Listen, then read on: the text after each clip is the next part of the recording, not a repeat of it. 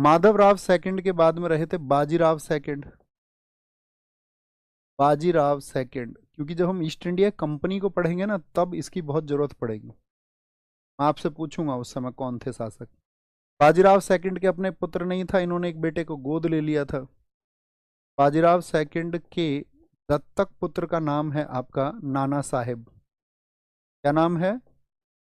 नाना साहेब। यही नाना साहेब होंगे जो 1857 की क्रांति में आपका संघर्ष करेंगे, क्योंकि अंग्रेज इनको पेंशन दे करके भेज देंगे। कोई दिक्कत?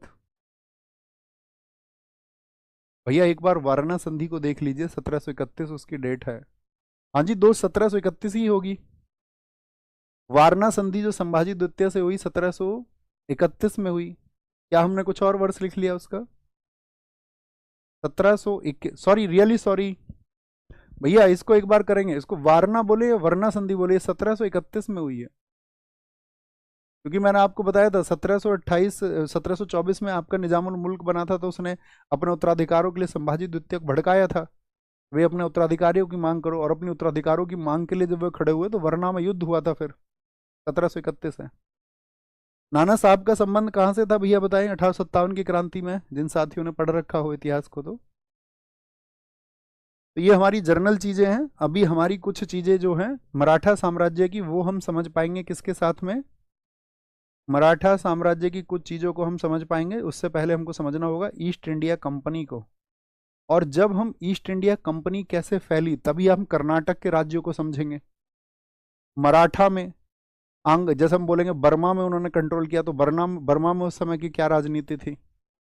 या आपका सिखों से उन्होंने आप संघर्ष किया, तो सिखों में अगर हम बात करेंगे सिखों के समय पर उनका क्या आपका प्रभाव था? समझ रहे हैं? हम सब करें मेरे बात भैया। कानपुर में थे नाना साहब, हाँ जी। 1857 के सिलेक्शन में हम समझेंगे। भैया मेरा सिलेक्शन उत्तर प्रदेश पुलिस में हुआ है, 142 रैंक है। अच्छी बात है दोस्त, बहुत शुभकामनाएं, ऐसे ही सफल होते रहिए। आपके बहुत सारे साथी हैं इसी कक्षा को देखने वाले जो बहुत सफल हैं, तो बहुत जगह आपका ऑन जॉब है, बहुत सारे। अभी बहुत सारे स्टूडेंट्स उसमें हैं कि आपका यूपीएसआई के लिए तैयारी कर रहे हैं, पहले से सिलेक्टेड बहुत सारे लोग हैं, अन्य पदों के बहुत सारे। बार किस किस का सिलेक्शन हुआ था बताओ यूपी पुलिस में? बहुत सारे बच्चों को। 10-20 हज़ार मैसेज तो मेरे पास आए होंगे, कसम से, सिर्फ मेरे पास। ठीक है, तो यहाँ पर आंसर करें जरा कुछ चीज। औरंगजेब की मृत्यु के समय मराठा नेतृत्व किसके पास में था? फिर दावत में जाना है यार, थोड़ा जल्दी कर लो। किसके पास था भैया? ताराबाई जी के पास में था। पंत प्रतिनिधि और हुकूमत पनहा नामक दो पदों की अवधि किसके अष्टप्रधान में जोड़ी गई? इसको किसने जोड़ा था? राजा राम जी ने जोड़ा था। अच्छा, कक्षा की डेट और लिख देना, आपको पता है ना क्लास कब होगी अब, जो हम आप सबसे पहले ही हैं। एक तो सभी में है, एक ऑप्शन को हटा देंगे। अभी पूछा गया यूपीपीसीएस प्रीलिम्स रिसेंट वाले में। फिर आपके आए बाजीराव प्रथम, ये 1713 1720 थे, ये 1720 से 1740 थे। फिर कौन आए आपका बताएंगे? फिर माधवराव प्रथम और उनके बाद में नारायण राव आए थे, यानी कि 1 2 4 3 बनेगा। ऑप्शन ए एकदम सही है। बाजीराव प्रथम या बाजीराव बल्लाल के पुत्र कौन थे? बाजीराव प्रथम के पुत्र का क्या नाम है? तो मैंने बताया तो बाजीराव प्रथम के पुत्र का नाम है उनके पिता और दादा दोनों के नाम पर, तो बालाजी विश्वनाथ। ठीक है, बालाजी विश्वनाथ थे। बोलो हाँ जी भैया, दोनों के नाम पर है, पिताजी और दादाजी के नाम पर।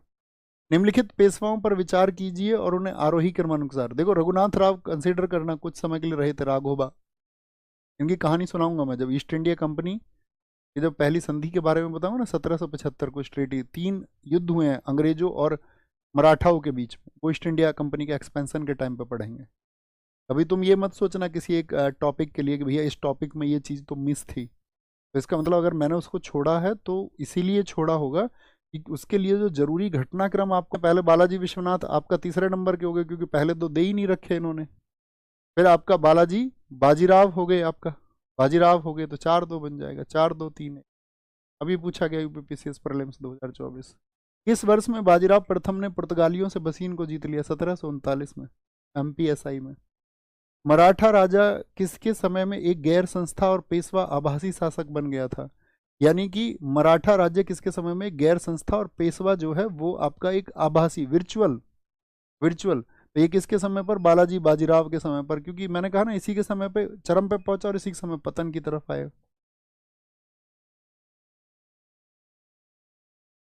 हाँ बालाजी बाजीराव एकदम सही होगा।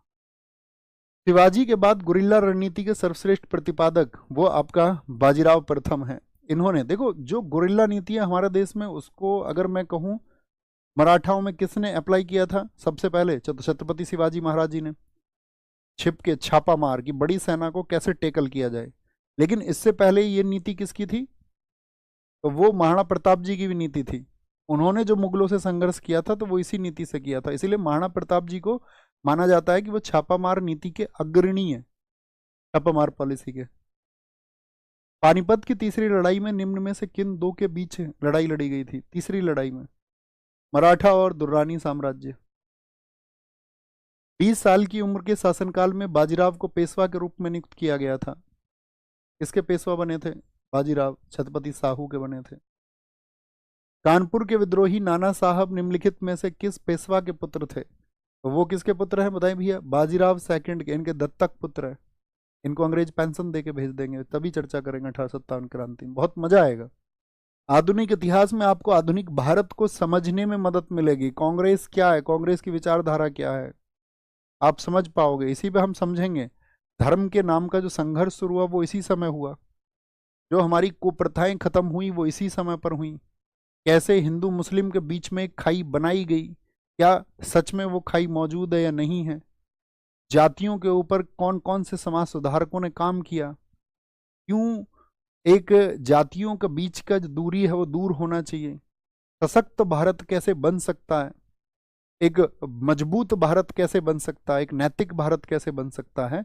अगर आप जुड़ करके विचार करते रहे तो इन कक्षाओं में आप समझ जाएंगे। तो 28 अप्रैल को मिलते हैं, ये होमवर्क है आपका, एक पार्ट हम कर